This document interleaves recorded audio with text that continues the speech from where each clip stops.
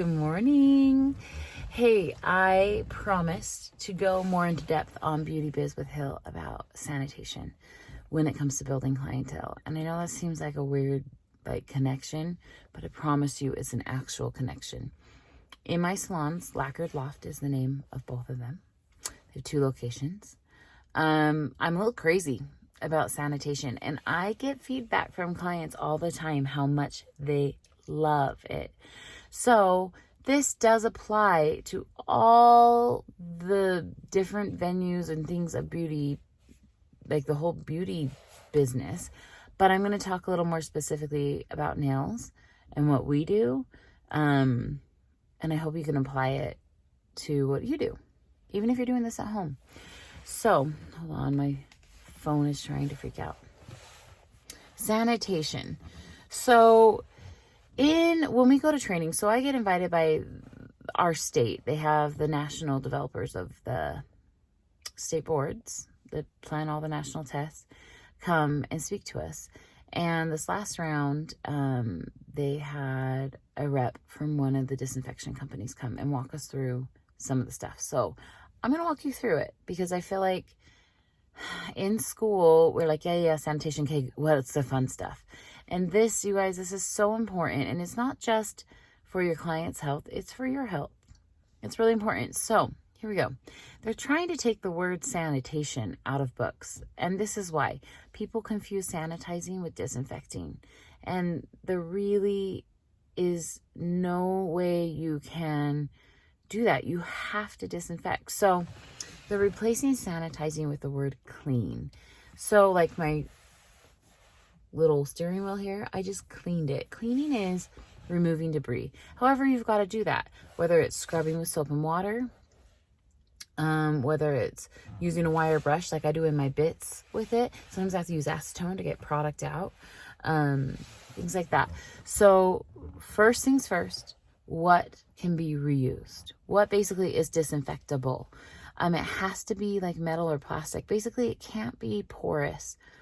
They specifically even mention like wood tools that have tons of layer of lacquer over them, like manicure brushes that are wood but sealed in. On the state board, if you took that and you didn't put it in trash, you would be knocked down. They say it's porous. So it really needs to be plastic or metal. I'm trying to think if I've missed anything. Comment below if there's another one that's non-porous that could be disinfected. Some would argue some ceramic tools, I'm pretty sure. So just that one I would check with your state. But okay, so then we have a couple steps, right? We have sanitize or clean, disinfect, and sterilize. So they're all different. What's funny is I see companies advertise tools like files, for example. Files are a one-time use, and then you throw them away, or you can give them to your client, but if they bring it back, you don't reuse it. You don't know where that's been, and you don't want to place bacteria back on the nail plate. So we do new files, new buffers every time, every client. They'll advertise and even write on them, sanitizable. Some even say washable and sanitizable. Number 1, those are the same thing. Number 2, it's true. I guess it's not really false advertising, but what they're trying to get you to do is think that you can reuse these so that you'll buy their brand. And you guys, you can't reuse them. My hair is out of control. You can't reuse them. Okay. So we are going to talk about cleaning. Cleaning is when you remove debris, hot soapy water, scrub brushes. If you have like little tools that have abrasion, like the e-file bits I use, if product is inside those little teeth of like my carbide bits and I drop it in my disinfectant, like I wash it in soap and water and I drop it in my disinfectant cannot make contact with all that metal. It's got product in between. And then we start running into problems where we could injure clients because we're not using a sharp tool because it starts feeling dull. And so then we start adding pressure where it's not needed. Or maybe you're really great and you buy a new bit, but guys, you didn't need to. You just weren't caring for that tool properly. So you've got to really clean the debris off of all of your tools that are disinfectable. And then they go in disinfectant. Now, disinfectant. It needs to be mixed to the proper ratio that says on the label of the disinfectant you're using. Not all of them are created equal, and there are different grades of them, right? Some of the really high grades could just eat your tools right up. So you just need to make sure, as far as I know, it's an EPA registered hospital grade disinfectant. And on there, it's going to say like virucidal, fungicidal, bactericidal, like it's going to have those things on there, okay? So it's got to be EPA registered hospital grade disinfectant. It is not a Clorox wipe. It is not, and I love Clorox, it's great. But in our salon, it doesn't cut it unless the Clorox wipe says it's EPA registered hospital grade disinfectant. Because I know some companies are stepping up that game. So check, because I think that's great if that's the case. Okay, so we've got to, and by the way, the wipes is a whole different thing. That's like for contact for your surface. This is not your tools. Absolutely, you've got to use a disinfecting wipe on your surface, like your desk and everything, and your chairs and all of that between each client. And then they have a wet contact time. So read those labels. There's a lot of information on those labels. You got to read them. So you got to read them for the proper ratio of mixing with water versus the concentration of the disinfectant. I have some favorites. I will, I'll link it below. It is an affiliate link, so I don't try to push that when I'm doing these education things, but it's a nice heavy concentration, so you go through less of it, lasts you longer. But back to the whole point of this. You're going to mix it to the proper ratio, and then you're going to change it every 24 hours. So 24 hours from when you first introduce an implement or a tool into it to fully submerge, not just like in a jar where the like handle sticks out. That doesn't count, you guys. It has to go all the way in. So I like to use a disinfecting tray that like drops it down in. I can link that too. I wasn't planning on doing a lot of links on this, but I feel like it'll be helpful. It's got to go all the way in, even your bits. I hate when I see like just a little end sticking out, or nippers, or lash people with the tweezers and the ends are sticking out. You're touching people's eyes and doing things. Even where you hold has to go in, you guys. We have and carry staph on our skin. We carry MRSA on our skin. And it's just how it is. We carry bacteria on our skin. And yes, we hand sanitize, and our client hand sanitize. It doesn't cut it. It has to go all the way in. Okay. Now, why does it have to be remixed after 24 hours? Once you've introduced something into it, what we were taught at our training by the national educator is it starts losing its potency. So it doesn't start it just kind of stops killing things. So make sure you remix new one. Now, if you mix a jug, like I'm holding my jug. If you mix a jug at like the beginning of the week or whatever, that's pre-mixed, the right ratio and all that, they told us a week with that brand of that educator that it lasts. So I have all of my artists mix it every morning.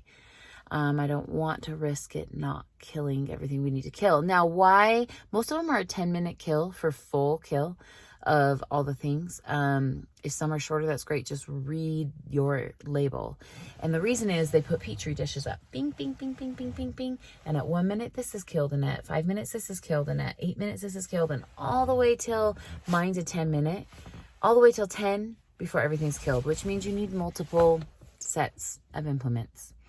Or you need to have a really good cycle of doing it in between your service, which I actually do. I do, like when I'm done with my nippers, I actually have my brush and my stuff and I scrub them. So I clean them and then I get them into my disinfectant while I'm working. That's fine too, but you just got to know, clean, disinfect. And then you want to take them out and put them in clean, dry storage. So when you take them out, you need to make sure your hands are sanitized. And then put them in closed, clean, dry storage, okay? Don't put them, I hate seeing tools like out on the desk. Like this is clean, now it's on the desk for everybody else's dusts and germs and skin cells to get on again. So put them away. And then we go to sterilizing. Sterilizing isn't required in all parts of the beauty business and in all states and all parts of the world. But one quick note on it. If you are going to sterilize, like use like the autoclaves and things like that, make sure you're just doing it properly. You have to send in spore testing, like I think it's monthly, or you're just creating a nice warm environment for stuff to grow. So consider that and just do it properly. Now, questions about like the blue UV boxes and all of that stuff we see at our last training. So as of what I know now, and I'll update as things develop, they say it doesn't cut it. It doesn't do it. It just creates a nice warm environment for stuff to grow. So please, please, please check the proper procedures for where you live. Hopefully bits and pieces of that gave you some insight for your business. Listen, your health is so, so, so important. And if you want to do this as long as you want to do it, then you've got to do these things properly, okay? One last note as to why some things are one use only that I want you to like kind of take a takeaway to is for your health, you want to use sharp tools, which means you want a new file every time and a new buffer every time anyway. Or if you're doing your bits and things, you want to properly take care of them so they're sharp when you go to use them for your health as well. You want to do this as long as you want to do them. It's really, really sucks when it's dictated by your health of carpal tunnel or something because you've been using not sharp tools, or you're getting like some sort of skin. Somebody was just telling me they got like a fungal infection on their skin because they weren't, well, it happened. It's on people's skin, and then they weren't cleaning things probably. So please, please, please clean, disinfect, sterilize if it's required or you need to, and do it all properly.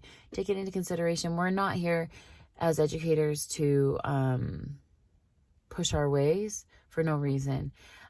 If you sit in these classes with us and they show us these skin conditions and things that happen from dirty tools, you would throw up and cry at the same time. It just really, really sucks. So, hey, hopefully this is helpful. I will go grab a couple of those links. You know what I'll do? If you're here, listen to me. No, I was going to say I will put my big link below of like all the different products I'm using, but I'll pull the specific ones out for the disinfectant I like and the disinfecting tray I like. I'll go find those for you. So anyway, thanks for joining me today on Beauty Biz with Hillary. I know sanitation is like gloss over. People don't want to talk about it, but it's really important. And I really care about you. And I hope you get to take care of your clients to the best of your ability. This will build your clientele. People do care. It's the #1 comment I get. This salon is so clean. I love coming here and knowing that the tools are new and fresh and disinfected. They like seeing things going in and out of it. They like seeing us mixing our disinfectant in the morning when we come in. Like, it's something that gives your clients a little bit of ease. They know they can trust you, that you care about them, and that you're here to give them the best service ever.